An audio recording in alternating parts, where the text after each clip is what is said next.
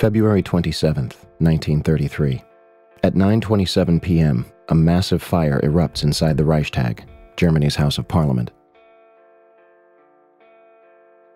Marinus van der Lubbe, a 24-year-old half-blind Dutch communist, is found half-naked behind the building and arrested on sight. After an interrogation and trial, Marinus is beheaded 3 days before his 25th birthday. Historians argue that Gestapo police entered the Reichstag through an underground tunnel and soaked the building with chemicals and gasoline, with Marinus van der Lubbe arriving later to start the fire with his shirt. Later that evening, Adolf Hitler and Hermann Göring meet in front of the flaming debris to round up a list of communists and execute them that same night. The next day, Hitler passed the Reichstag fire decree, which suspended most civil liberties and banned publications considered unfriendly to the Nazi cause. Hitler then takes Nazi control of the German parliament, passes the Enabling Acts, and begins his invasion of neighboring countries, starting with Poland.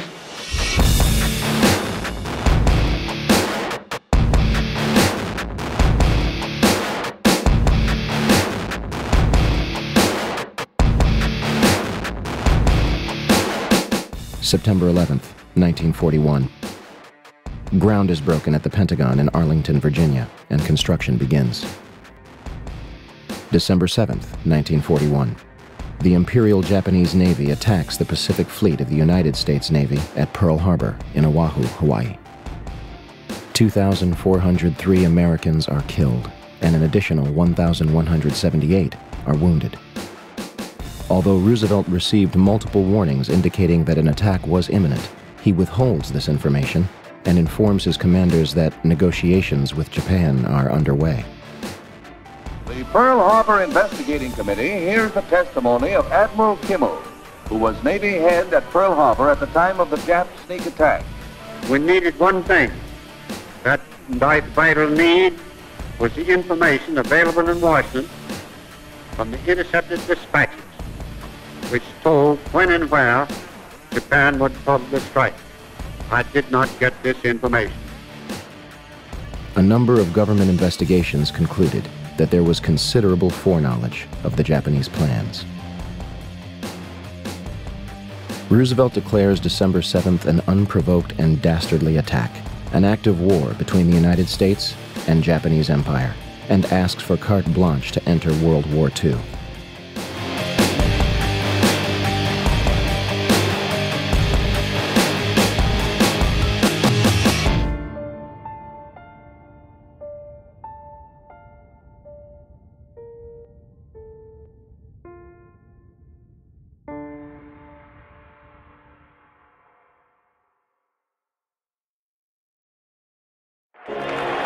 May 8, 1945. Nazi Germany formally surrenders to the World War II Allied forces.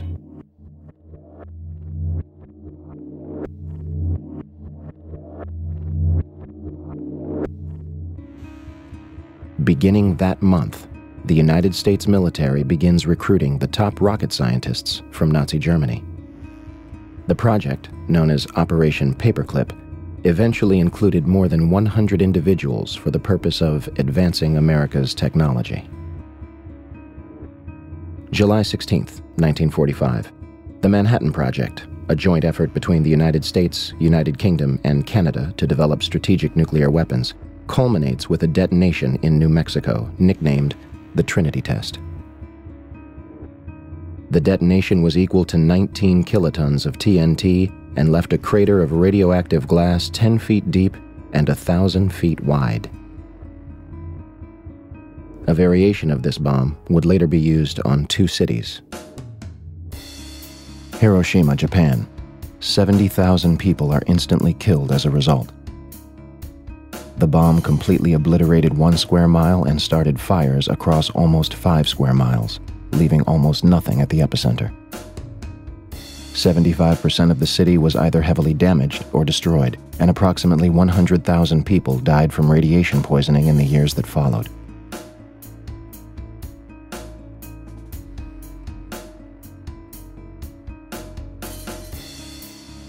Nagasaki, Japan.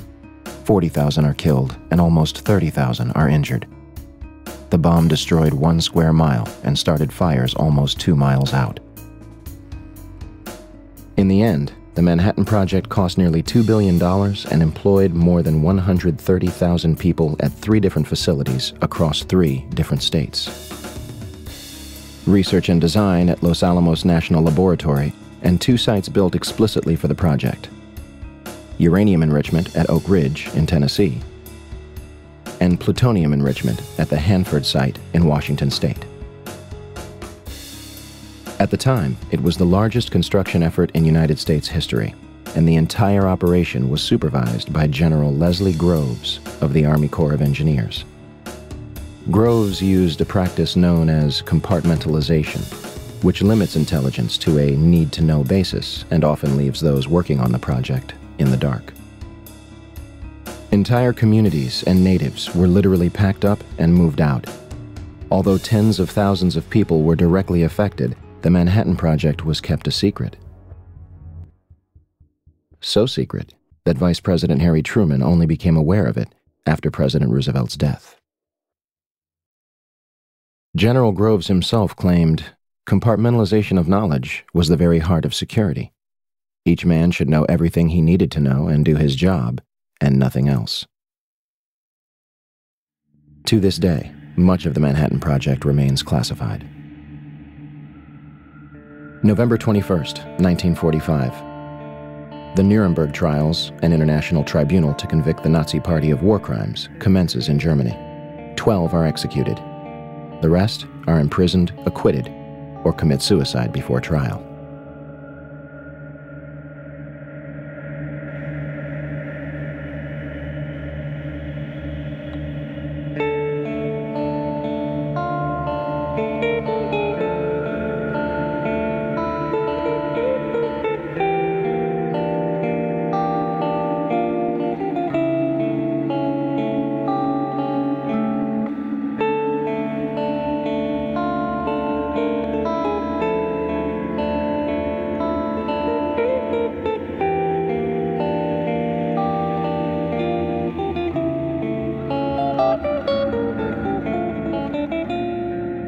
And here is the presidential jet, U.S. Air Force number 1, printed on the side, and the crowd begins its cheer, which you can't hear. Car is now turning on to Elm Street, and it will be only a matter of minutes before he arrives at the trademark.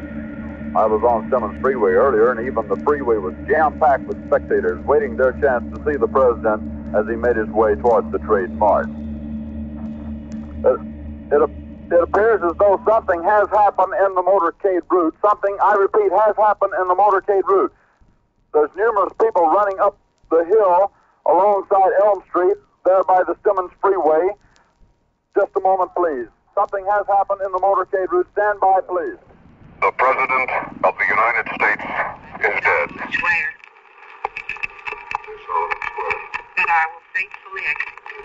I will faithfully execute. August 4th, 1964. 2 American ships report that they are being attacked by North Vietnamese military units in the Gulf of Tonkin off the coast of Vietnam. President Lyndon Baines Johnson immediately declares it an unprovoked attack and orders retaliatory strikes against North Vietnam, asking Congress to authorize action in Southeast Asia. Believing Johnson's claims, legislators act quickly, giving him carte blanche to use military forces in Vietnam. However, documents declassified from the National Security Agency in 2005 confirm that the attack never took place. The Tonkin Gulf Resolution was signed by President Johnson on August 10, 1964. This decree was the doorway through which the United States officially walked into Vietnam.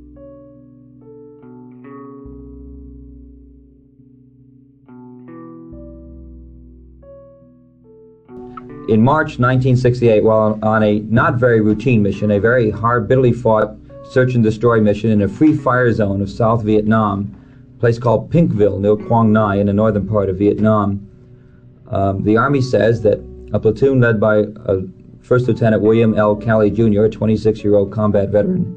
The Army claims that they murdered 109 Vietnamese villagers, mostly women and children. Calley doesn't necessarily dispute that fact. What he says is, I was following orders.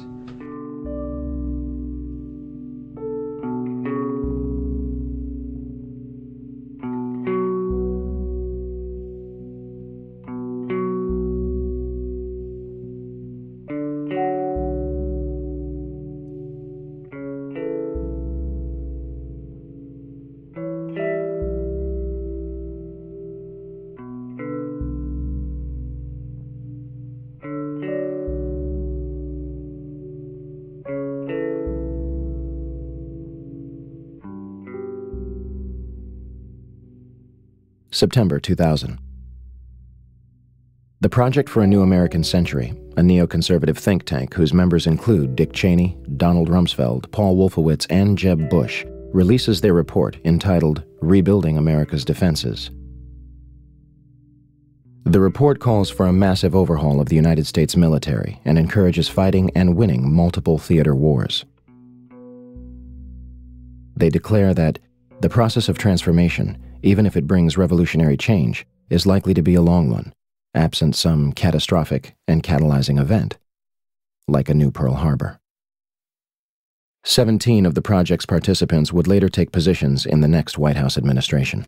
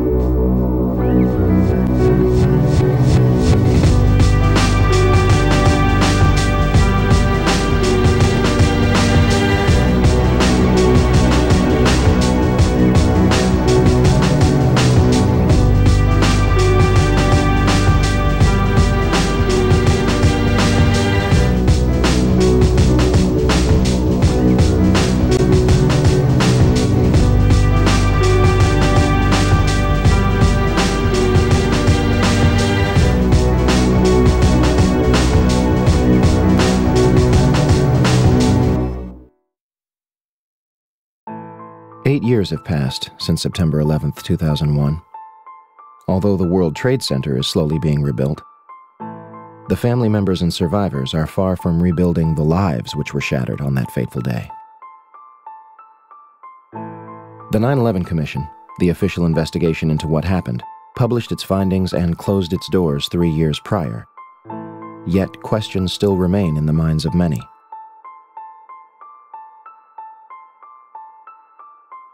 What could drive so many people to continue to question such a tragic event? The events of 9/11 were used to shape the Bush administration's entire foreign and domestic policy. If the details of the events are proven to be a lie, then the authenticity of the Bush administration's entire tenure should be in question. So we're going to take another look at September 11th, beginning with those reportedly responsible for the attacks.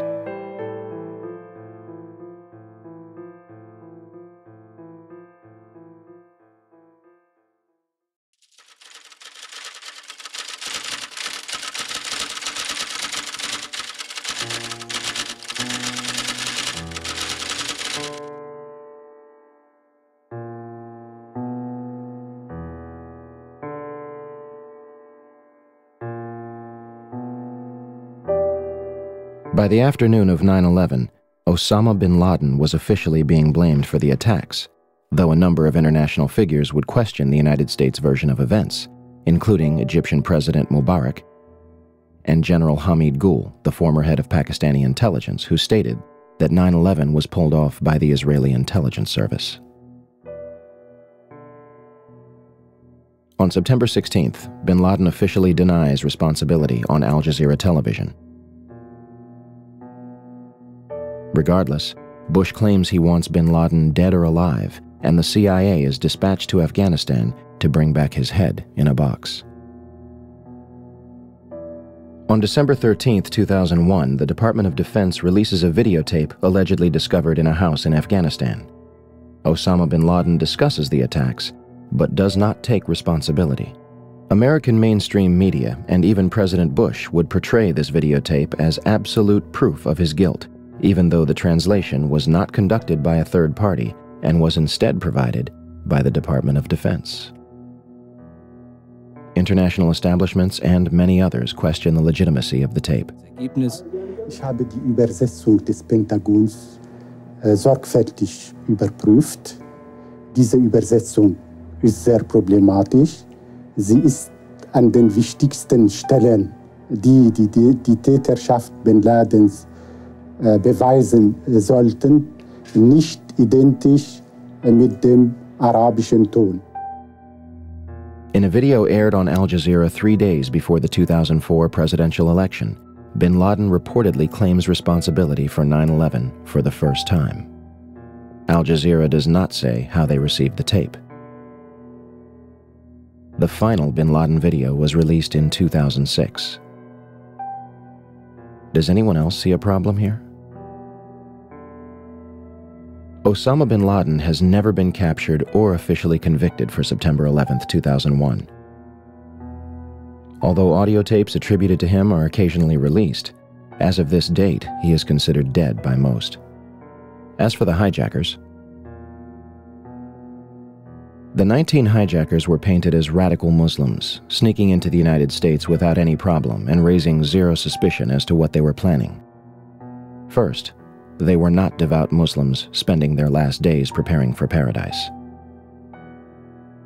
In the months and weeks before the attacks, some of the hijackers are spotted several times at strip clubs and make several unexplained trips to Las Vegas.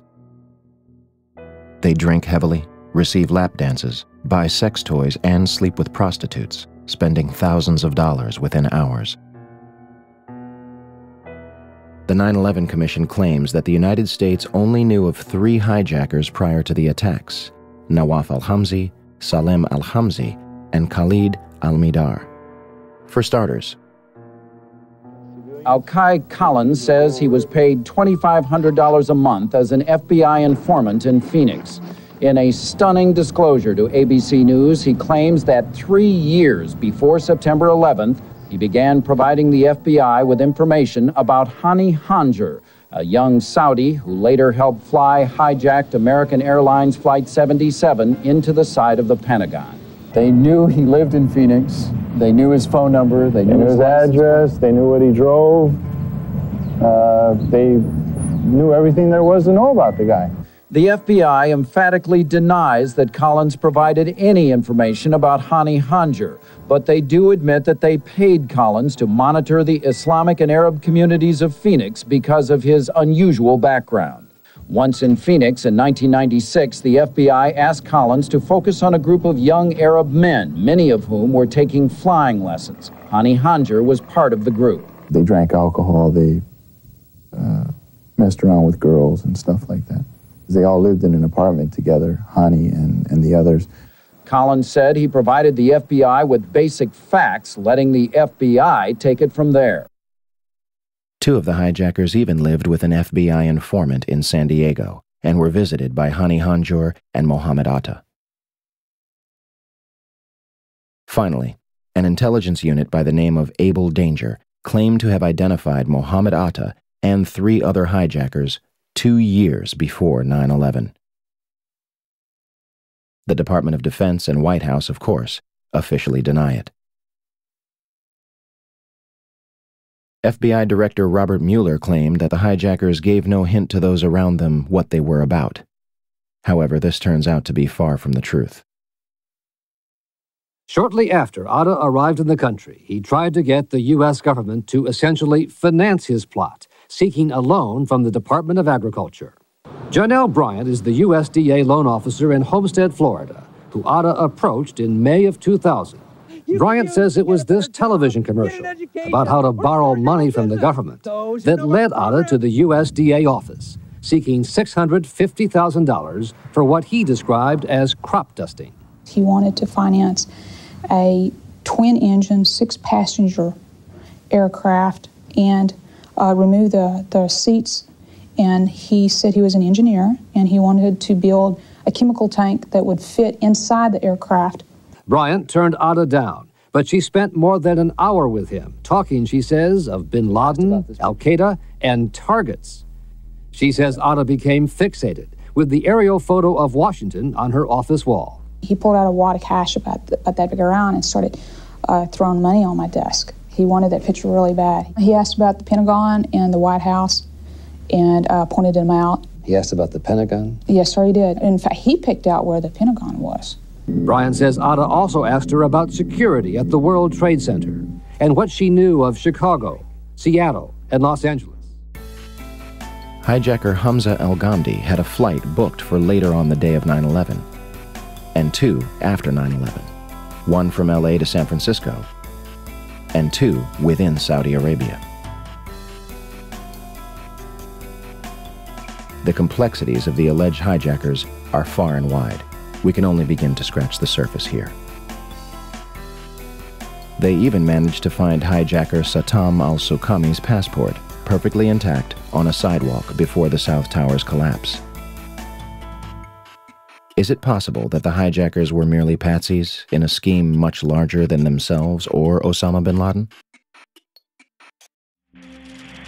Be careful where we stay on a loop, because these are being recorded and these tapes will be handed over. Everybody copy that? ICC copy. I'm glad I'm not flying today. Don't worry, Jim. We'll carjack you on the way home. Between September 2000 and June 2001, the Federal Aviation Administration, FAA, would send fighter jets to intercept errant aircraft 67 times. Interceptions were routine and usually occur within 10 minutes of a sign of trouble, such as losing radio contact and transponder signal or flying off course. On September 11th, we are told that 4 commercial airliners were off course and out of communication, and not one of them could be intercepted. Never did in anybody's thought process about how to protect America did we ever think that the evildoers would fly not 1, but 4 commercial aircraft into precious U.S. targets. Never. Steve, I don't think anybody could have predicted that these people would take an airplane and slam it into the World Trade Center, take another one and slam it into the Pentagon. Nobody in our government, at least, and I don't think the prior government could envision flying airplanes into buildings on such a massive scale. But that turns out not to be true. U.S. military planners did envision and practice those very scenarios.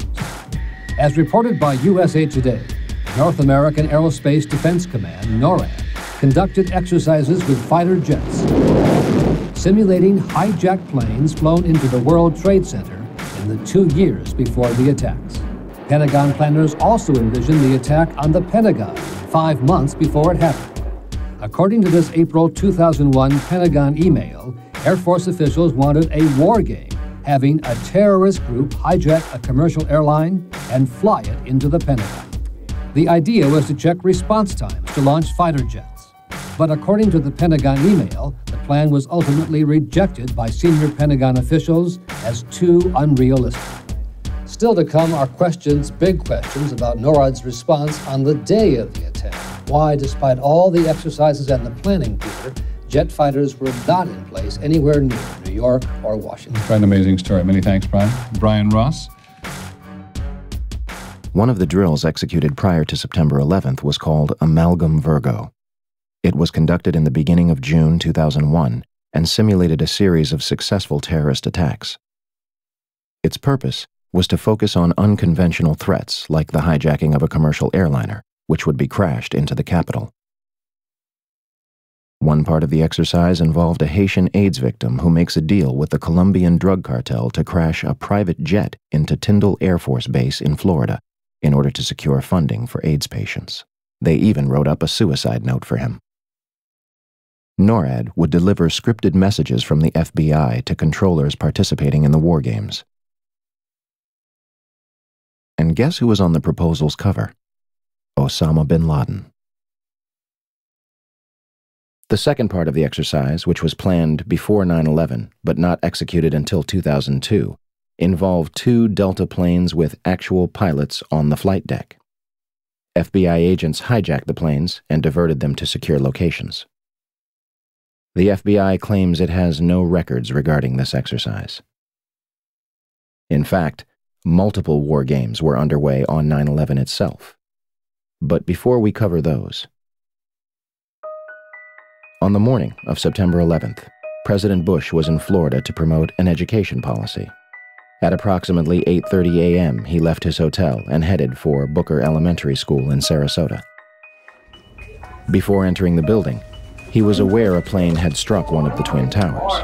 In fact, Bush claimed more than once that he saw the first strike live on television. This is impossible, unless President Bush saw something the public has not. Video of the first strike was not broadcast until later that evening.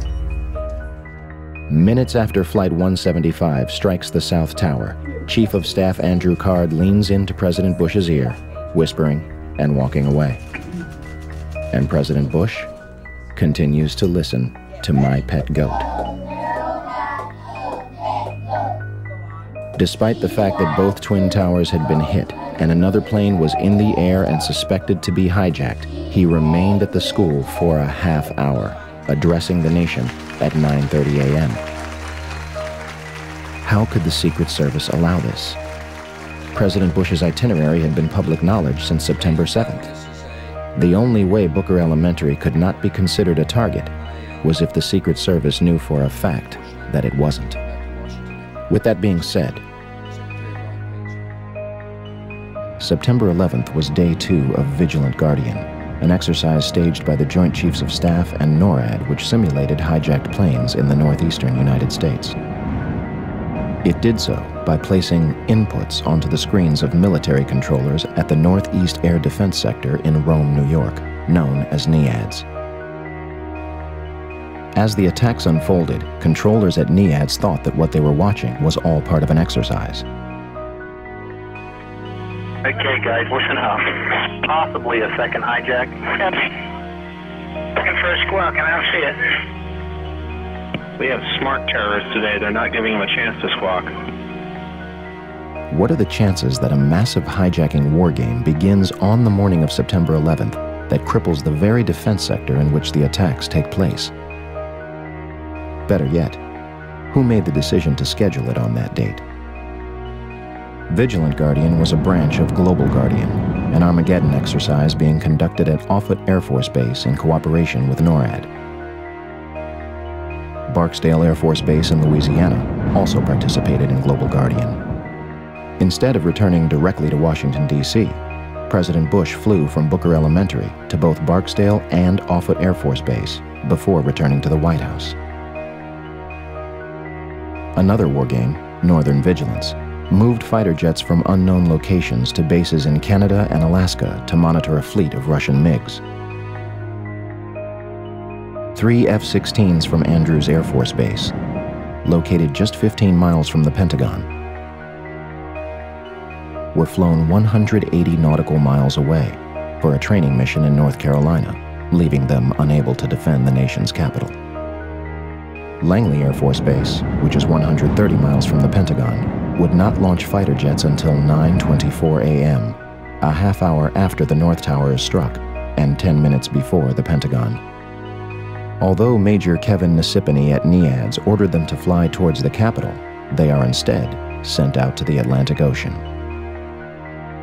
When the Pentagon is hit at 9:37, they are 150 miles away, further than when they had started. To top it all off, the National Reconnaissance Office in Virginia, which monitors and controls the nation's satellites, began a drill at 8:45, conducted by a team from the CIA, in which a plane crashes into their headquarters. There are a number of other war games that have yet to be fully disclosed.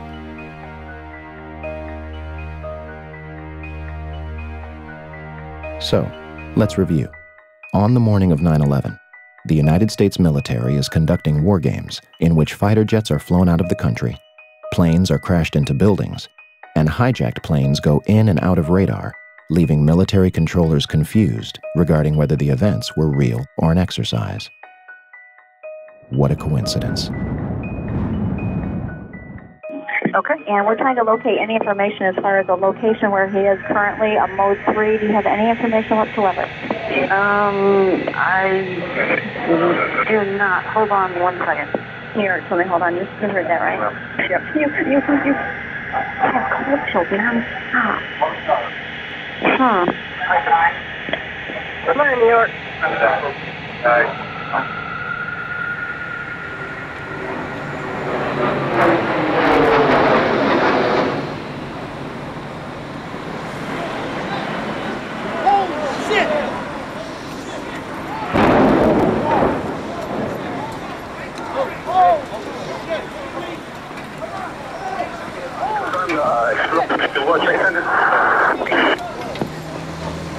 Responding 1063, World Trade Center.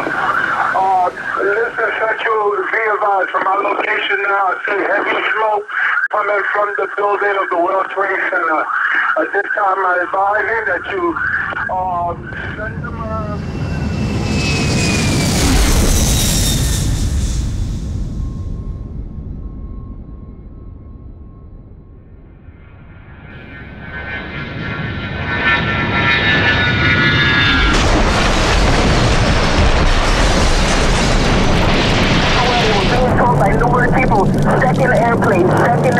1 on the other side of the World Trade Center, plane number 2. Information headed towards Washington.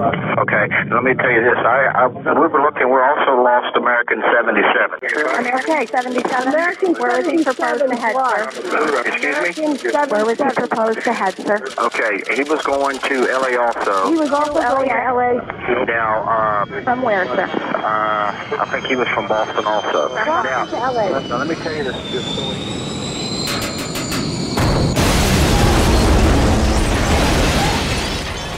9:37 a.m., Arlington, Virginia. American Airlines Flight 77 crashes into the Pentagon, killing 125 people and injuring hundreds more. Pentagon authorities deny that the building had anti-aircraft defenses. The FBI arrives within minutes, and the site is declared a federal crime scene, becoming their exclusive responsibility.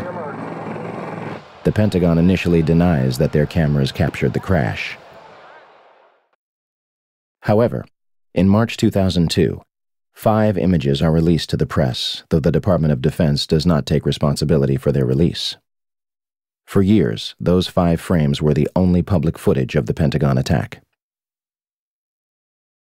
That changes in October 2004, when Scott Bingham files a Freedom of Information Act requesting videotapes that captured the impact of Flight 77. Special Agent McGuire of the FBI located a CD-ROM that contains copies of 2 recordings made by security cameras, released on March 16, 2006.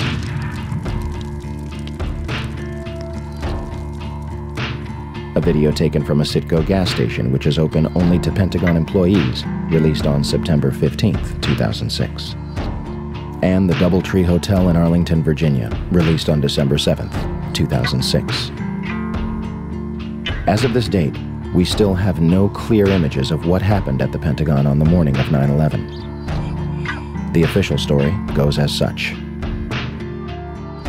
American Airlines Flight 77 was taken over by 5 hijackers led by Hani Hanjour. Hanjour entered the United States in 1996 to become a professional airline pilot, though he did not complete a single course. On the morning of 9/11, Hani and his 4 accomplices traveled to Dulles International Airport outside Washington, D.C. They had spent the past weeks at the Valencia Motel in Laurel, Maryland, 6 miles from the National Security Agency. All 5 set off metal detectors and are subjected to additional screening, yet all of them proceed to board American Airlines Flight 77, which is described by the Washington Post as unusually light on passengers. Out of 188 seats, 64 would be filled. In fact, all 4 planes involved in 9/11 would be at approximately 30% capacity. The hijackers will board alongside Barbara Olson, the wife of Solicitor General Ted Olson, and a number of employees from Boeing, Raytheon, the Department of Defense, Lockheed Martin, American Airlines, the Navy, Army, and other government agencies. The hijackers would have only moments to subdue both pilots, remove them from the cockpit, and retain control of the plane. Flight 77 is allegedly taken over without incident at 8:51. No mayday, no evasive maneuver, no sign of struggle. All commercial pilots are trained to send a 4-digit code, 7500, in the event of a hijacking. We are told that none of the 4 pilots on 9/11 did so. The plane soon after begins turning off course. Flight 77's transponder shuts off, and it disappears completely from radar. Flight 77 allegedly flies completely undetected back to Washington from the Kentucky-Ohio border, reappearing on radar screens at 9:32.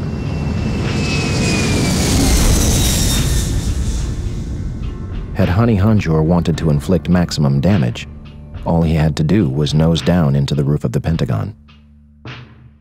Instead, he begins a complicated 330-degree turn, dropping 7,000 feet and exposing himself for an extra 3 minutes while executing a maneuver described by experienced pilots as nearly impossible. In essence, an amateur pilot who was unable to control a Cessna in August 2001 executed this nearly impossible maneuver in a 757 with skilled precision a month later. Flight controllers at Dulles International Airport were convinced that the plane was a military aircraft. Todd Lewis is working radar at Dulles Airport. One of my colleagues saw a target moving from the northwest to the southeast. And it was just a countdown, 10 miles west. And she notified the supervisor. 9 miles west. But nobody knew that was a commercial flight at the time. Nobody knew that was American 77. What did you think? It was a military flight of some kind? I thought it was a military flight. I thought that Langley had scrambled some fighters, and it was almost a sense of relief. This must be a fighter. Maybe one of them got up there. It was really moving fast. It was moving very fast, like a military aircraft might move at a low altitude. This must be one of our guys, sent in, scrambled to patrol our capital. The 757 allegedly descends over a Sheraton Hotel, Navy Annex, and Citgo gas station before crossing Washington Boulevard. 5 light poles are struck and knocked out of the ground. 1 reportedly strikes a taxi. Flight 77 manages to hit the only section which was reinforced to withstand a terrorist attack.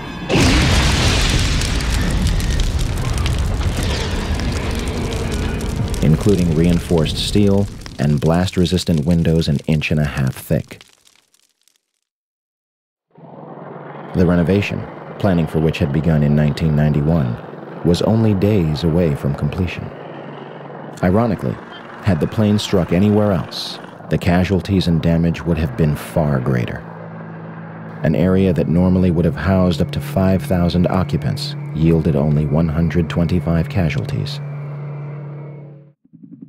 The section hit was the headquarters of Naval Operations, Naval Intelligence, and Navy Command Center. Army personnel were also killed, along with a number of accountants and budget analysts. The Arlington County After Action Report states that important budget information was in the damaged area. So what was left of Flight 77? Not much.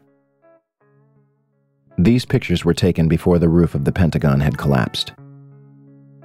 The Pentagon's outer wall had a hole approximately 20 feet in diameter on the first and second floor, and visible damage 90 feet across the first floor. A Boeing 757 is 155 feet long, 44 feet high, has a 124-foot wingspan and weighs almost 100 tons. And it disappeared into this hole without leaving any substantial wreckage on the outside. There is no visible damage from where the wings or vertical stabilizer would have hit the building. The engines of a 757 are 6 tons each, comprised of both steel and titanium. If they slammed into the building at 500 miles per hour, where are the imprints? Where are the engines themselves? The 757 appears to have completely disappeared into the building.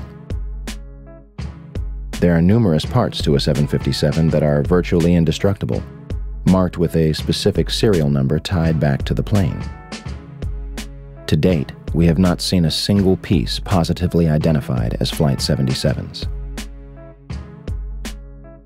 Additionally, there was no impact damage to the lawn, meaning Flight 77 managed to strike the Pentagon while remaining a few feet above the ground. And out of the videos that have been released, none of them clearly depict a Boeing 757. Also, an exit hole inside the Pentagon is not explained by any official report. Despite what might have hit the building, why it was hit is much more important. Norman Mineta was Secretary of Transportation from 2001 to 2006. On the morning of September 11th, when the first plane struck the World Trade Center, Mineta headed to the White House to enter the Presidential Emergency Operations Center, or PEOC. At the May 2003 hearing of the 9/11 Commission, Mineta testified the following. During the time that the airplane coming in to the Pentagon, there was a young man who would come in and say to the Vice President, the plane is 50 miles out, the plane is 30 miles out. And when it got down to the plane is 10 miles out, the young man also said to the Vice President, do the orders still stand? And the Vice President turned and whipped his neck around and said, of course the orders still stand. Have you heard anything to the contrary? However, the 9/11 Commission concludes that Dick Cheney did not reach the PEOC until 9:58, more than half an hour later. The Secret Service claims that it has no record of when Dick Cheney entered the bunker. What were the orders? If they were to intercept Flight 77, why was it allowed to strike the Pentagon? Let's go to the trade tower again, because, John, we now have a... What do we have? We don't... It looks like a new plume, a new large plume of smoke. That's the scene at this moment at the World Trade Center. Dan Daler from ABC's Good Morning America is down in the general vicinity. Dan, can you tell us what has just happened? Yes, Peter, it's Don Daler down here. I'm 4 blocks north of the World Trade Center. The second building that was hit by the plane has just completely collapsed.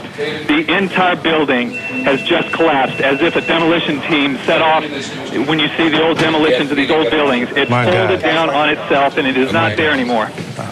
Generally speaking, for a building to collapse in on itself like that, it would seem to indicate that there could have been an explosion, a bomb planted on the ground that would make the building collapse within itself. 10 o'clock Eastern Time this morning, just collapsing on itself. This is a place where thousands of people work. We have no idea what caused this. Almost looks like one of those planned implosions. If you wish to bring anybody who's ever watched a building being demolished on purpose knows that if you're going to do this, you have to get at the under infrastructure of a building and bring it down.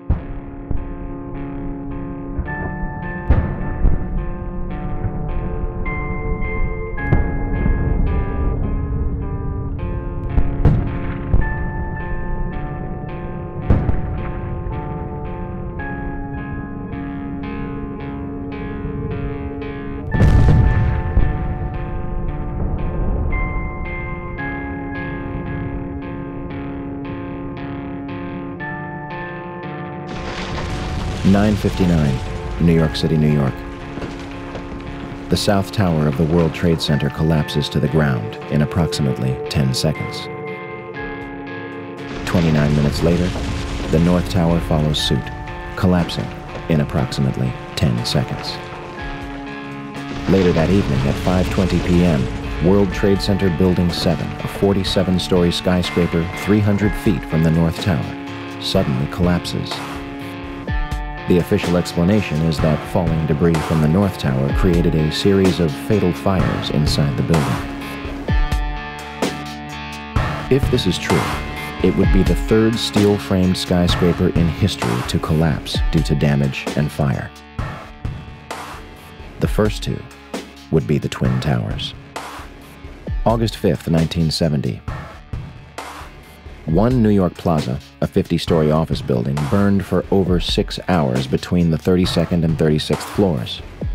It did not collapse. February 23rd, 1991.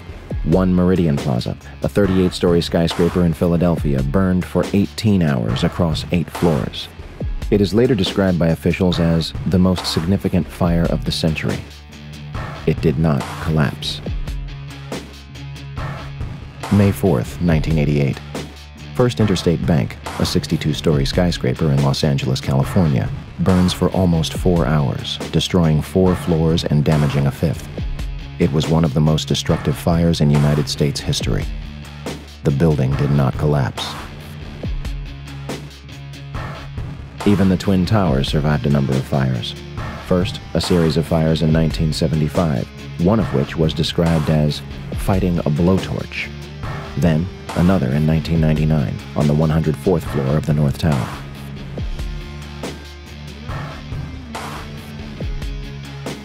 Yet on September 11, 2001, the Twin Towers burned for 56 and 103 minutes before collapsing completely to the ground.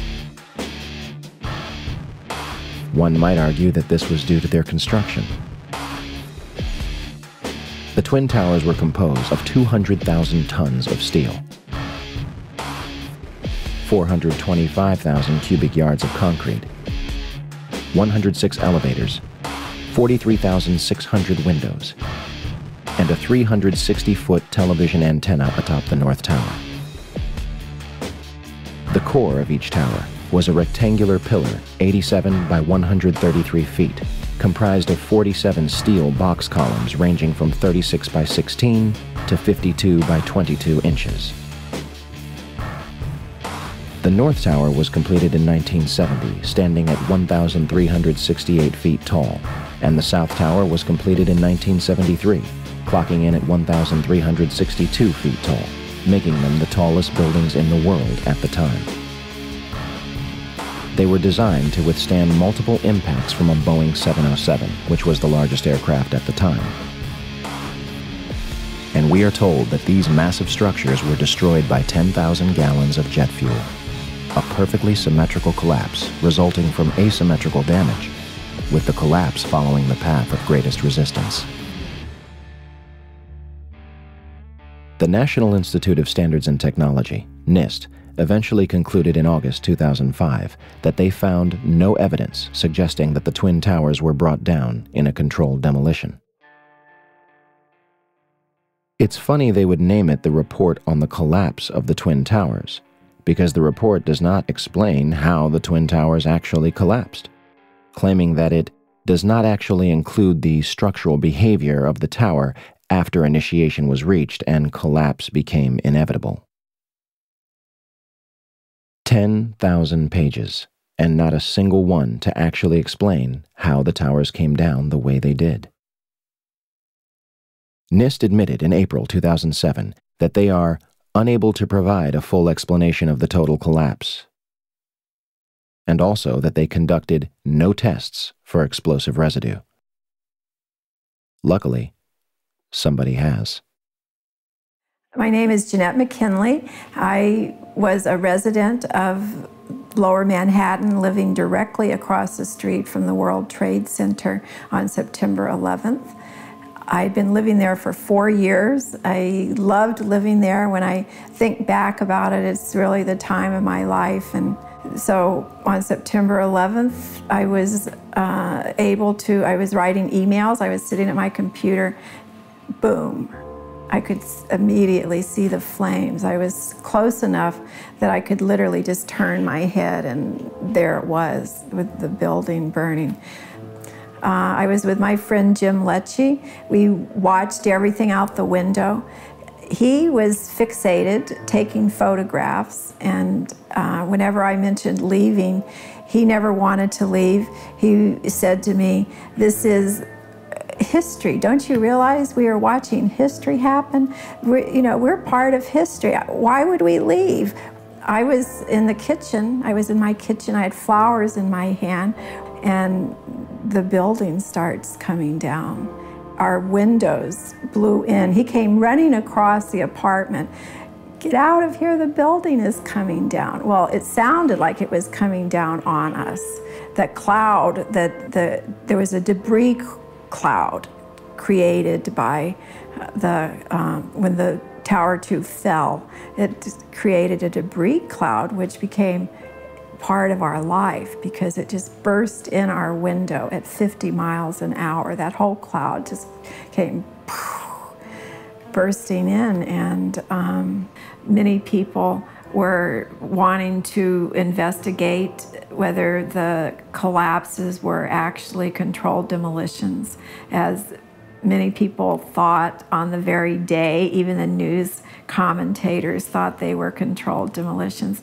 So there was a lot of controversy about whether they were or not. And friends of mine that knew that I had the dust were also knew a scientist, Stephen Jones, at BYU. My name is Dr. Stephen Jones. I have a PhD in physics from Vanderbilt University, 1978. I have a Bachelor of Science degree from Brigham Young University, 1973. I graduated magna cum laude.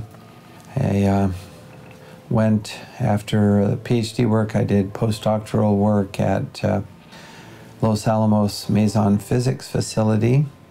In June 2007, I was examining a dust sample, which I'd obtained from Jeanette McKinley. I was using a loupe and also just looking at it with my eyes and an ordinary optical microscope, although stereo, so that I could see better in 3 dimensions. And what I found was a chip that looked like it might be a paint chip. I mean, early on I was thinking maybe not too interesting, but this chip was rather striking in its appearance. It had an orange-red color, first of all, and then I found several of these, and they all had some gray material adhering to the side of the red material. So layered. Later we found multiple layers, but most of these chips have 2 layers, red, gray. I did take one of these chips then to the electron microscope, the scanning electron microscope, and we looked at it with the electron microscope, and then we used a system where we could determine the elements. What we found in the red material is a combination of aluminum and iron oxide, and these are the components of thermite. Of course, now we looked with an electron microscope, we looked deeper and deeper, a higher and higher magnification. And I pulled in a colleague of mine, Dr. Jeffrey Ferrer. he's an expert on the electron microscope machine. So he actually broke a piece off of one of these red chips, and then later he did 4 different samples, broke a piece off. That gives you a fresh surface. Because in the dust, there's all sorts of stuff. There's zinc and titanium and calcium, all sorts of stuff. So he broke off a tip, you see, so we could look at a fresh surface. And then what you see in all 4 samples that we studied in this detail: carbon, which is significant, oxygen, iron, and aluminum.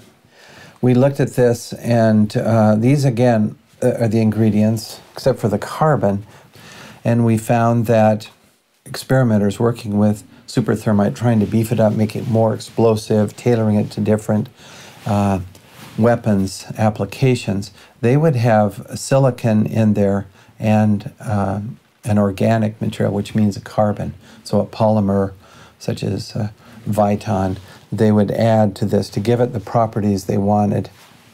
So that fit. Now, see, that was surprising to me to see silicon and carbon, but then we find in the literature that's what these guys are doing in the weapons labs, Livermore and Los Alamos. They're adding organic, because that gives you a gas production. When the thermite goes off, now you also have gas production, which gives you the explosive force, for instance. I suggested that we take a sample of this red-gray chip material and run it through a very sensitive instrument called a differential scanning calorimeter. And he did that. What it does, you heat the temperature slowly, and a material will react if it's going to. And if it reacts and produces heat, you'll get a spike in your calorimeter. And then if it reacts quickly, it'll be a narrow spike. If it, say, burns over a long period of time, you'll see a big broad spike. And the total area there is the total amount of energy released, and it gives you a lot of information. What we found, what Dr. Farrer found first, and he was real excited when he told me about this, he took one of these chips and he put it in the differential scanning calorimeter, and sure enough, it went off at right about 430 centigrade, but more importantly, the peak was high, which means a lot of energy released, and narrow, which means, in his terms, it blew up. You know, you say, man, this is it. This stuff blows up.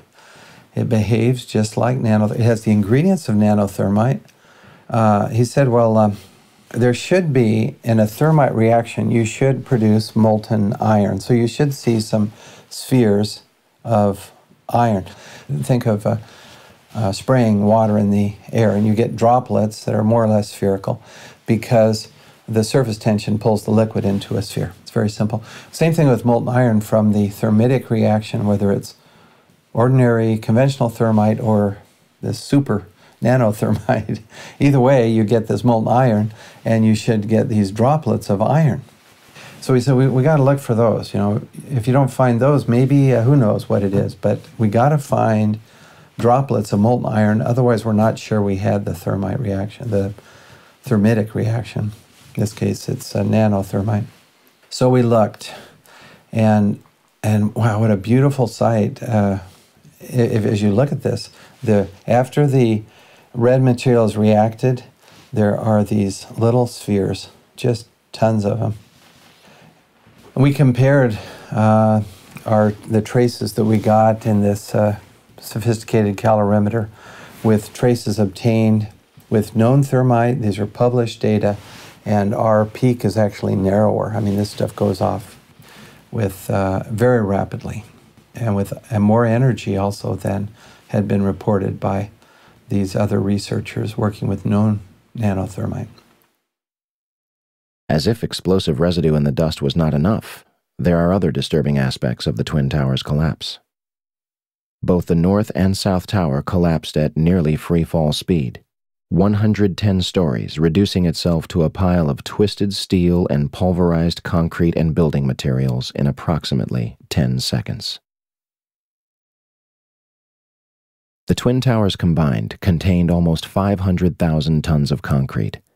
This was turned into particles the size of talcum powder, blanketing lower Manhattan in a fine dust.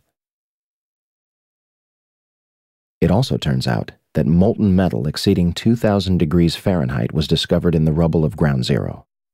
underneath the Twin Towers and Building 7. Firefighters, emergency workers, police, officials, even Rudy Giuliani testified to these massive temperatures.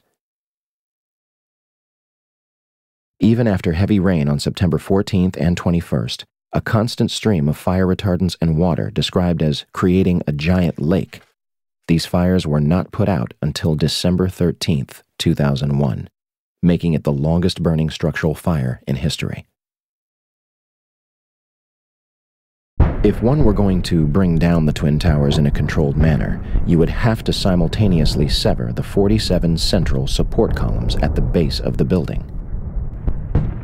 Maybe that's why a large number of eyewitnesses reported massive explosions at the base of the Twin Towers, some before the planes had even impacted the building. In fact, large amounts of white smoke appear at the base of the South Tower just minutes before its collapse. Do you still think that jet fuel brought down the Twin Towers? In almost all the videos of the collapses, violent ejections appear 20 to 60 stories below the demolition wave. Here,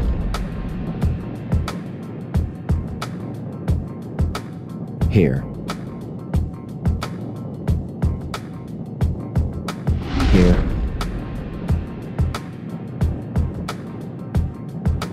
here, and here.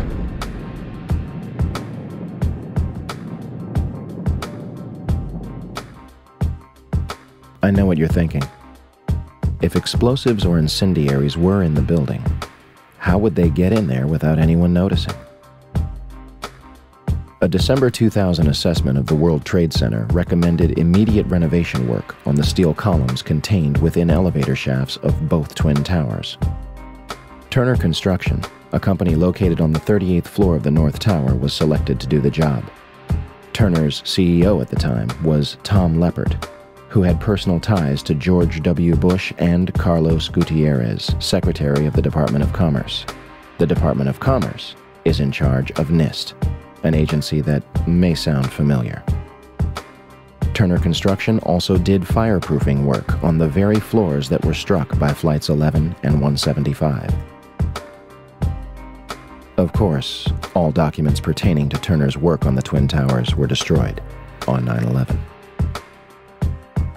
In addition, President Bush's brother, Marvin, was on the board of directors at Securicom from 1993 until fiscal year 2000. Securicom, later known as Stratesec, was an electronic security company backed by Kuwait American Corporation, which provided security for United Airlines, Dulles International Airport, and from the early 1990s up to 9/11, the World Trade Center.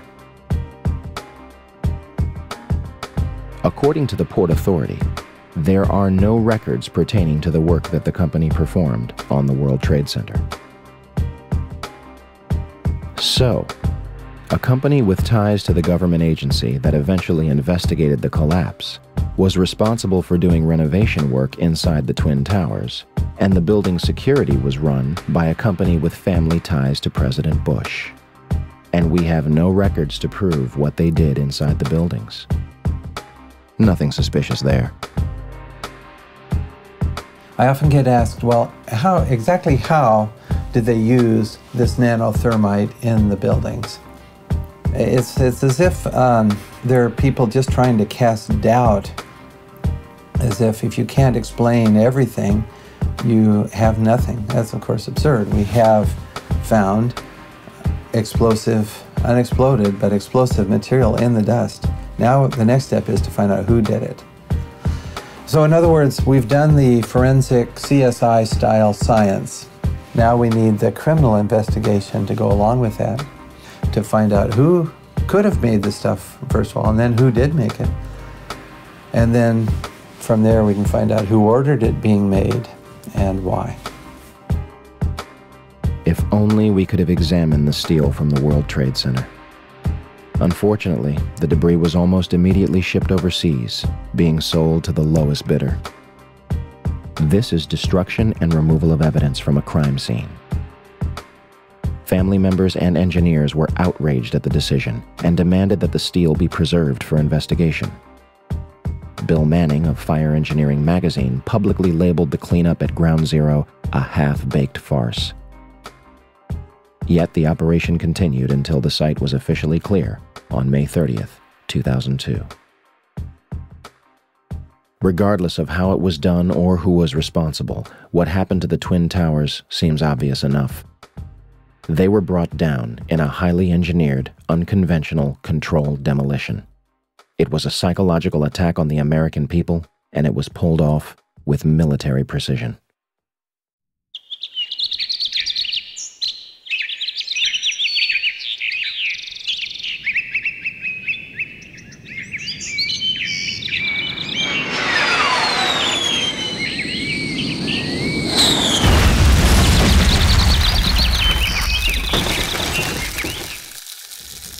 (10:03 a.m., Shanksville, Pennsylvania.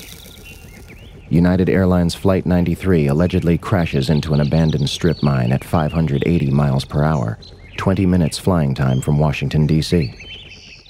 Speculation ran rampant that the plane had been shot down.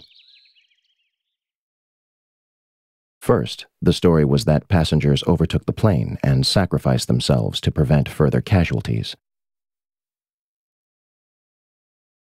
The 9/11 Commission eventually concluded that hijacker Ziad Jarrah crashed the plane into the ground. They also claim that the military did not know about Flight 93 until 10:07 a.m., 4 minutes after it had allegedly crashed. So, what trace was left of Flight 93? Yeah, we want to take our viewers live to Shanksville, Pennsylvania. Our Brian Cabell is standing by. This, of course, is the site where United Airlines Flight 93 crashed on its way from Newark to San Francisco, crashed on Tuesday. And I understand in this investigation there's some breaking news. Brian, what can you tell us? Well, Darren, in the last hour or so, the FBI and the state police here have confirmed that they have cordoned off a second area about 6 to 8 miles away from the crater here where this plane went down. This is apparently another debris site, which raises a number of questions. Why would debris from the plane, and they identified it specifically as being from this plane, why would debris be located 6 miles away? Could it have blown that far away? Seems highly unlikely. Almost all the debris found at this site is within 100 yards, 200 yards away. So it raises some questions. We don't want to over-speculate, of course. It seems to me from covering a number of plane crashes on the scene that, if nothing else, you can say this is not typical for a plane crash to be spread across an area this large. It certainly doesn't make sense because most of the debris has been found in a very compact area within 100 yards, 200 yards, maybe a little beyond that. And then all of a sudden they're telling us 6 miles away they have another concentration of debris. They say it's very small pieces. Most of these are very small pieces. Most of the pieces here are no bigger than the size of a briefcase, they say, and the pieces 6 miles away maybe even smaller than that. As for the crash site itself, from the Somerset County coroner to the mayor of Shanksville, almost every eyewitness would remark how little of the plane and its passengers remained at the actual crash site. We have rescue vehicles that came in earlier in the day and they have turned up nothing. No one believed to be alive from this crash within the last hour. I want to get quickly to Chris Kanicki. He's a photographer with the Pittsburgh affiliate of Fox affiliate. He was back there just a couple of minutes ago, and Chris, I've seen the pictures. It looks like there's nothing there except for a hole in the ground. Basically, that's right. The only thing you could see from where we were was a big gouge in the earth and some broken trees. We could see some people walking around in the area, but from where we could see, there wasn't much left. Any large pieces of debris at all? No, there was nothing that you could distinguish that a plane had crashed there. Smoke, fire? Nothing. It was absolutely quiet. It was actually very quiet. Just a couple of people walking around. They looked like part of the NTSB crew walking around looking at the pieces. How big would you say that hole was? From my estimates, I would guess it was probably about 20 to 15 feet. Long and probably about 10 feet long or 10 feet wide. What could you see on the ground, if anything, other than dirt and ash? And you couldn't see anything. You could just see dirt, ash, and people walking around, broken trees. There is zero historical precedent for a large commercial airplane and its passengers completely disintegrating upon impact, regardless of speed, cause, or crash site. Turkish Airlines Flight 981 began breaking apart in mid-air after suffering extreme decompression and crashed into a forest. All 346 people were killed. 40 bodies were recovered, 6 of them still in their seats. Air India Flight 182 was blown up in mid-air by a bomb over the Atlantic Ocean. Wreckage from the plane and 131 bodies were recovered, with autopsies performed. Japan Airlines Flight 123 suffered mechanical failures 12 minutes into its flight and crashed into a mountain. It remains the single deadliest aircraft incident in history. Wreckage and even 4 survivors out of the 500 passengers were recovered. Those are just 3 examples. And yet, on September 11, 2001, we are told that a 757 crashed into a field and left virtually no identifiable wreckage or passengers.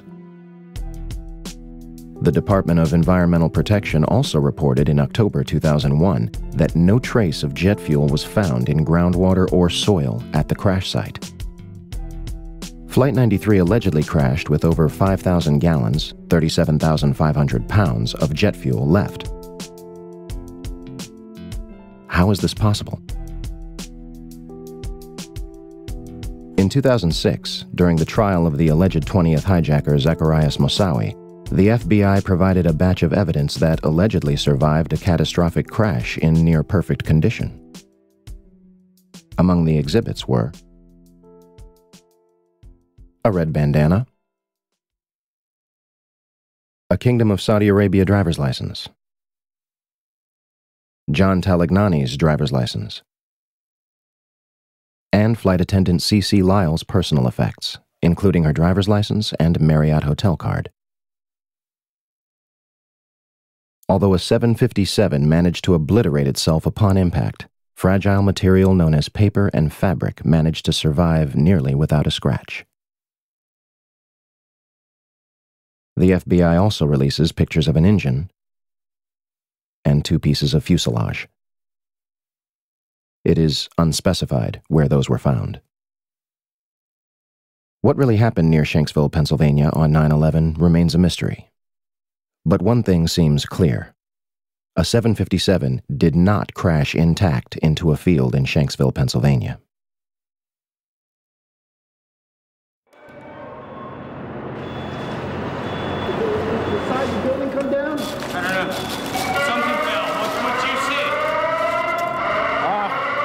Pretty clear at one point, and then this whole bunch of smoke and glass, and I think we're just about the last ones in this building right now. I think you should leave. Everybody else is gone. Okay. I'll just make sure that there's nobody else coming downstairs. What happened? I hear the top of the building fell down. In 1984, construction began on World Trade Center Building 7, a 47-story office building 300 feet away from the North Tower. It opened to the public in 1987 and housed offices for Department of Defense, Internal Revenue Service, and was also the Secret Service's largest field office. Building 7 was considered the Central Intelligence Agency's largest station outside of Washington, D.C. The details of the office's functions remain classified. The Securities and Exchange Commission was also using the building to store 3,000 to 4,000 files related to their investigations. And of course, they have no record of what those files were. On June 8, 1999, Mayor Rudolph Giuliani's Office of Emergency Management Command Center on the 23rd floor is opened. The new facility is located in downtown Manhattan, across the street from the World Trade Center's Twin Towers.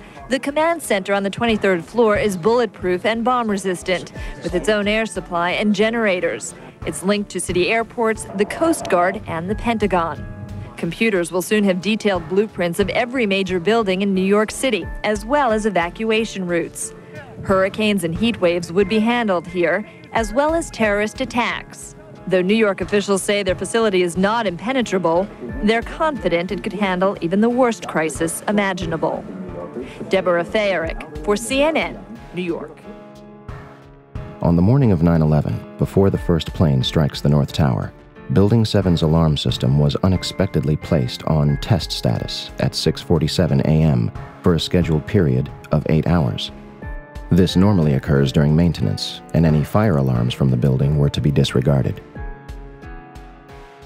After the second plane strikes the South Tower, Building 7's power was deliberately shut off and its tenants evacuated. Following the collapse of the North Tower, almost all of the surrounding World Trade Center buildings were completely destroyed, but the structures remained standing. Building 3, a 22-story building directly below the Twin Towers, was split in half by the South Tower's collapse. Although the building was severely crushed by falling debris, the structure remained standing. Building 4, a 9-story building east of the South Tower, was almost completely flattened. The remaining structure did not collapse. Building 5, a 9-story building east of the North Tower, suffered from severe fires and structural damage.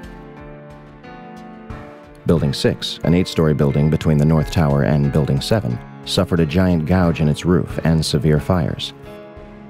Neither Building 5 or 6 suffered a collapse.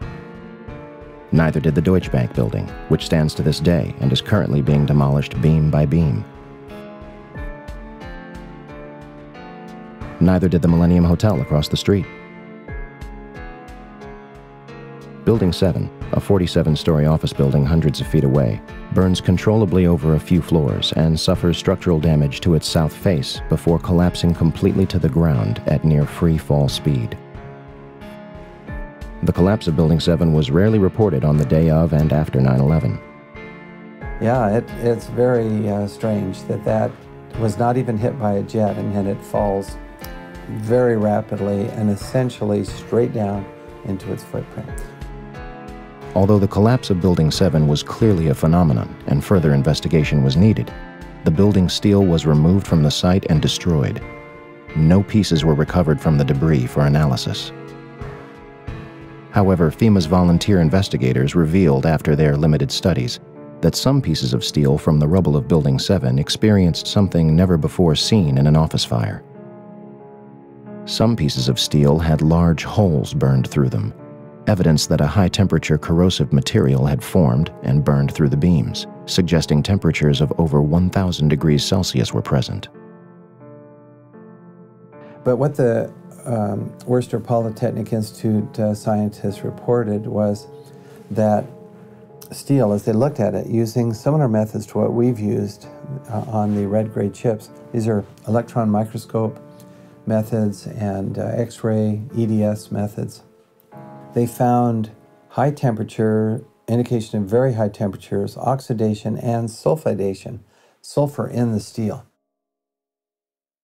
Yet, this phenomenon will not be mentioned again, either by FEMA or other agencies investigating the collapse. Now let's fast forward to August of last year, 2008. NIST finally came out with their preliminary report. Now, it's very interesting. They ruled out diesel fuel fires. They said it is due, and they also ruled out any type of fatal damage from the towers collapsing, particularly the North Tower, which is across the street, Vesey Street, I think. And so there's some damage, sure, but they ruled out it was not fatal, and it did not contribute to the initiation of the collapse. That's what NIST says, and I agree with that. When questioned at a public comment session after the draft's release, NIST was forced to acknowledge that the collapse of WTC-7 experienced a period of freefall for 105 feet. That is acceleration at 32.2 feet per second squared, which is just dropping a ball in a vacuum, and that's how fast it accelerates. Finally, in their final report, they have this agreement, having been with Chandler and with my comment also, that there was indeed acceleration, not just constant speed, and acceleration at the acceleration due to gravity. In other words, free fall. And they even mentioned free fall for about 105 feet. That's about 8 stories. Now that means, according to what they had previously said in August, which is correct, earlier, August 26th, nothing is in the way of the roof. Nothing.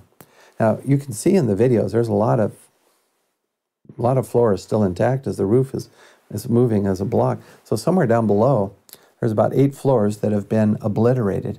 I mean, you can't just have the floors sitting there stationary. because that would be mass in the way, and that would slow this acceleration down. Nothing's in the way. The only way I can see how to do that is with controlled demolition, with explosives, to remove that. That's what you do in controlled demolition. You get all this material out of the way, then the upper block travels at close to free fall. In this case, at free fall. It's really amazing. It's funny Stephen would mention explosives and material being removed. 2 eyewitnesses independently claimed to news channels on 9/11 that they experienced an explosion inside the lower levels of Building 7.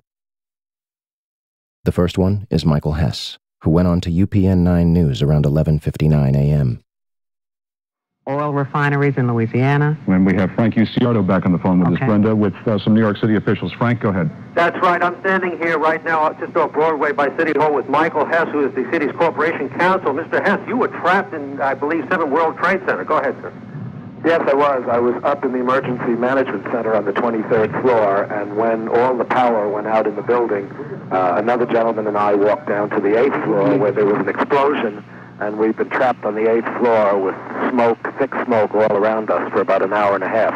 But the New York Fire Department, as terrific as they are, just came and got us out. And the second is Barry Jennings, who went on to ABC7 shortly after noon. We're going to bring more of those to you now. Barry Jennings, you were on the 8th floor. You work for the City Housing Department. Explain to me the moment of impact. Well, me and Mr. Hess, the corporation counsel, were on the 23rd floor. I told him we got to get out of here. We started walking down the stairs. We made it to the 8th floor. Big explosion. Blew us back into the 8th floor. And I turned to Hess. I said, this is it. We're dead. We're not going to make it out of here. I took a fire extinguisher and I bust the window out. That's when this gentleman here heard my cries for help. We tracked Barry down in June 2007 to interview him and hopefully elaborate on his experience. Hi, my name is Barry Jennings. I'm 52 years old. I've worked for 33 years at one location. Basically, that's it. I'm married, father of 4. It was very funny. I was on my way to work. Traffic was excellent. I received a call that a small Cessna had hit the World Trade Center.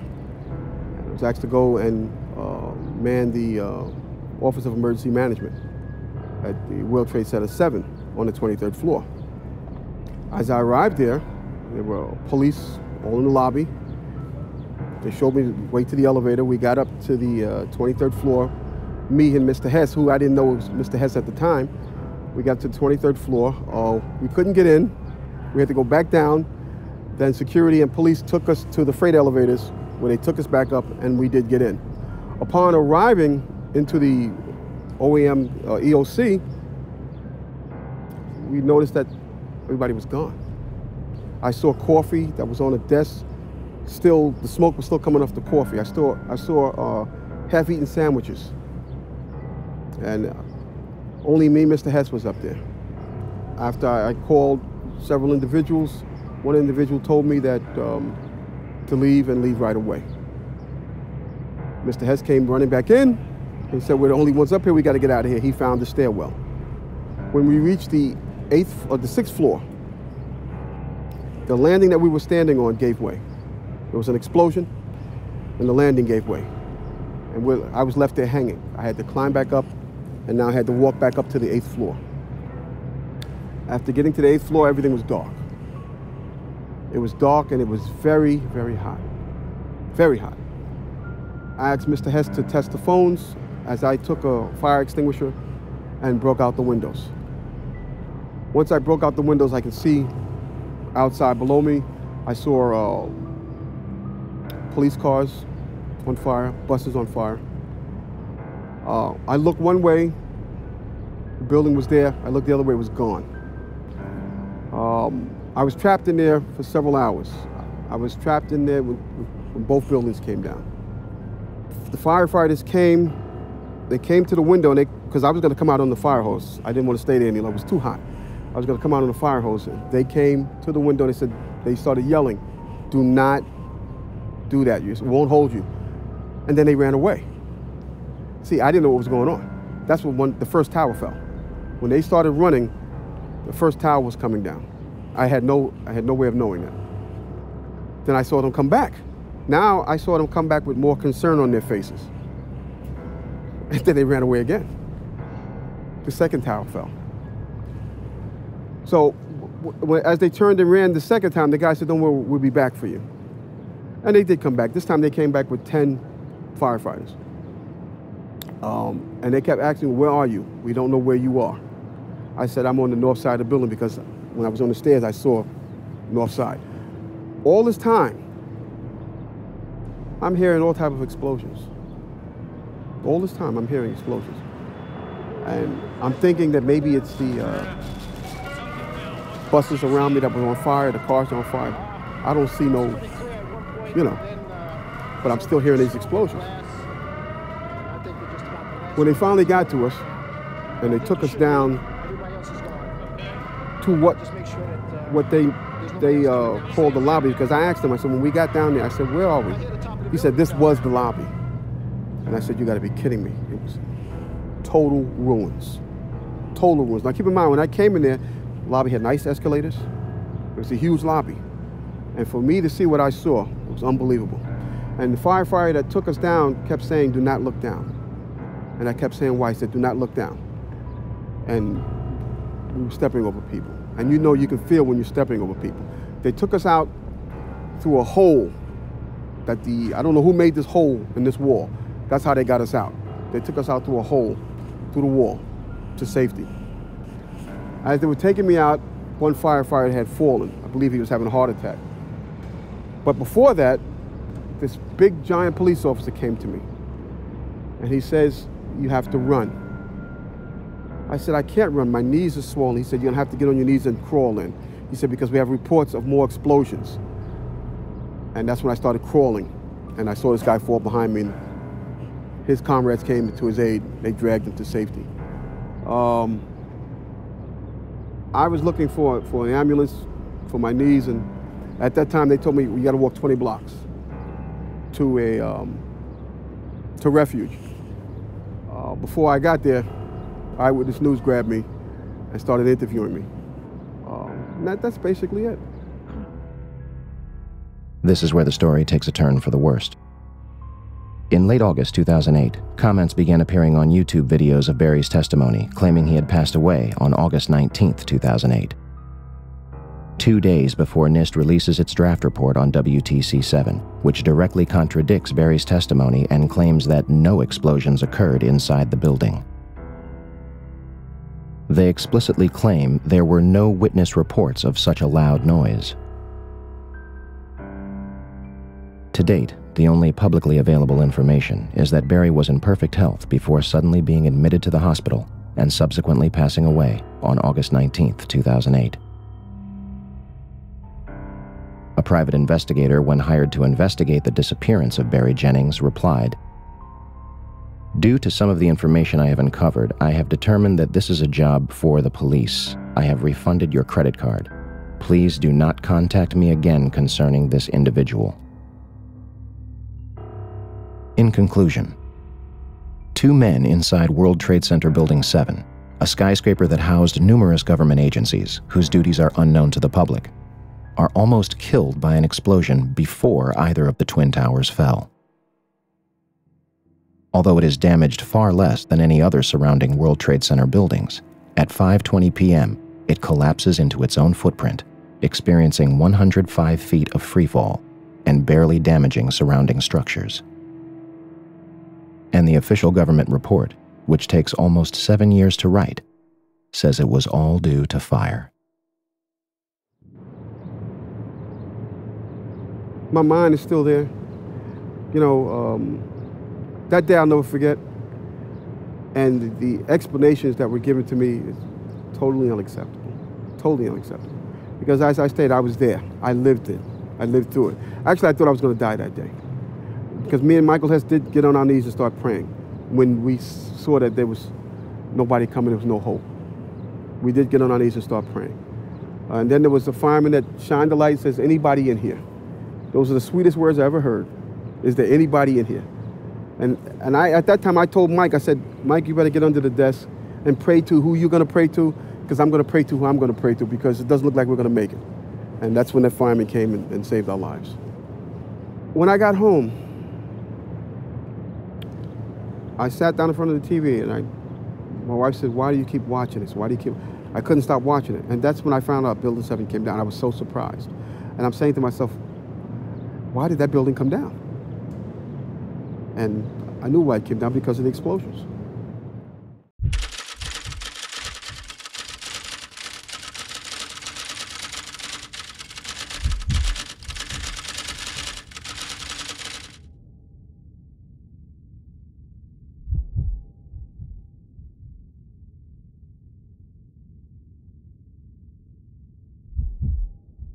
So, where do we go from here? Your reaction to this will be either an emotional one or a logical one. You will deny that these things are possible and insist that this information is ridiculous and go about your life. Or you will acknowledge a number of serious, glaring issues with the United States story of 9/11 and do your part to further a new criminal investigation into the day's events. How long will the American public or the world wait for the truth about September 11th? How much louder will the family members and survivors have to scream for answers? September 11th was not just a terrible tragedy that took the lives of thousands of innocent people. It was an American coup, a violent and aggressive seizure of power and a transformation of both foreign and domestic policy. The slaughter of civilians in broad daylight as a means of promoting an agenda. This is not a new concept. Meet Smedley Butler. His father was both a lawyer and a politician. He was elected to the House of Representatives in 1897. He joined the Army at the age of 16, and at the age of 48, he became the Army's youngest Major General. He was twice decorated with the Congressional Medal of Honor. In July 1934, Butler was approached by two men who offered him $30 million and the support of 500,000 troops and the mainstream media to lead a coup against President Roosevelt and remove him from office. Butler pretended to go along with it, eventually meeting with the main conspirators behind the plot. The DuPont family and leaders of U.S. Steel, Heinz, Standard Oil, General Motors, Chase National Bank, Goodyear Tires, and last but certainly not least, Prescott Bush himself, President George W. Bush's grandfather. The intention was to install a fascist regime like the ones in Nazi Germany and Communist Russia, in hopes of beating the Great Depression. Butler attempted to blow the whistle on the plot, testifying before a committee of House Representatives John McCormick and Samuel Dickstein. Want to guess what happened? The representatives believed Butler, but refused to pursue the people responsible. The media turned on Butler, calling his allegations a hoax, perfect moonshine, as one put it. President Roosevelt eventually cut a deal with the plotters, and nothing more came of it. America was hijacked on September 11, 2001. Not by Osama bin Laden and his al-Qaeda network with box cutters directed from a cave in Afghanistan, but by a group of tyrants, ready and willing to do whatever is necessary to keep their stranglehold on the United States of America. A group beyond any one man or any one administration. Until there is a new investigation into the events, we will not go away. We will not be silent. Ask questions. Demand answers. We show the towers for the ashes like they were laced with bombs. And ever since we've been at war like Genghis, calm and fiendish for a fascist world state. An Orwellian nightmare where righteous strip bare. Get prepared for the future of wiretaps. Cameras on every corner, black-water sharpshooters with scopes locked on ya. The Patriot Act has us watching our backs in front like they're here to save us while they're on the attack. And we act like we didn't see it coming from a nation built by theft and genocide. Gunning down opposition, listen, worldwide is well known that America will eat its own. So to what you thought was democratic. These times are catastrophic, cause war is a means to profit. Control and manipulate the masses, it's classic. Evil caskets, be full of people blasted. They lie, they scam, they cheat and steal. They plot, they fund, they act, it's real. They watch, they hunt, they punish and kill. Welcome to the aftermath. They lie, they scam, they cheat and steal. They plot, they fund, they act, it's real. They watch, they hunt, they punish and kill. Welcome to the aftermath. Ground zero, the launch pad for endless killing. The Bush desperately needed to fool the millions into supporting an agenda to conquer the planet. I wonder how the children felt when the first bomb landed in Afghanistan. Operation Enduring Freedom was the first act of treason. Must I tell you the reason? Start reading and stop believing network news. They're concerned with making money, not telling the truth. Deep in the night, I'm turning and tossing, knowing cities are burning, lost in the silence of the empire's coffin. Over 1 million Iraqis murdered, human beings never to be seen again or heard of. Now who's next in the name of America, famous for heinous war acts? Vain, insane leaders feed us lies and ignore facts, but factors were smarter and stronger than what they hoped for. The war on terror, deceptive like Reagan's Coke War. They lie, they scam, they cheat and steal. They plot, they fund, they act, it's real. They watch, they hunt, they punish and kill. Welcome to the aftermath. They lie, they scam, they cheat and steal. They plot, they fund, they act, it's real. They watch, they hunt, they punish and kill. Welcome to the aftermath. 20 years from now, what will Americans be like? Slaves will behave to human beings with rights that we fight. We might still have a chance instead of hoping for change. We gotta advance, take a stance and be heard. Silence is the enemy. Words have power, but actions speak louder. Pretend to be free till you die a slave. A soldier in the desert searching for a ghost in the cave for the corporation. I run out of patience, sick of seeing troops sent to die for your lives. Spending dollars in debt, we holler in protest till we have your arrest. We will not rest, and we know what you did that day. Killed your own citizens to advance your ways. All my real patriots stand up and say 9/11 was an inside job. They lie, they scam, they cheat and steal. They plot, they fund, they act, it's real. They watch, they hunt, they punish and kill. Welcome to the aftermath. They lie, they scam, they cheat and steal. They plot, they fund, they act, it's real. They watch, they hunt, they punish and kill. Welcome to the aftermath.